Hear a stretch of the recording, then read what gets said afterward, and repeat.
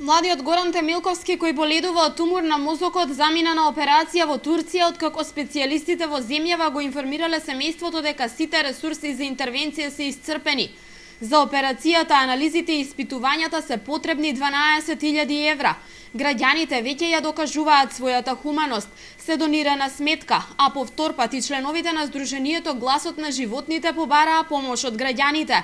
Откако Викендов поставија штанд наспроти гимназијата, денеска истиот во утринските часови беше на градскиот пазар, а потоа и во центарот на градот. Во неделата поставивме штанд каде што се собраа за 2 часа 16.400 денари, од кои веднаш беа предадени на семејството. Горан вчера замина за Турција на операција, каде што се уште не се знае колку вкупно си имаат собрано, уште колку пари фалат за да се дособерат за операцијата. Денеска очекуваме да има исто голем одзив. Викендов ќе поставиме повторно штанд некаде во центарот на градот. Единствената надеж за Горан и неговото семејство сега е доктор Ахмед Чолак од болницата Санте Плюс во Истанбул.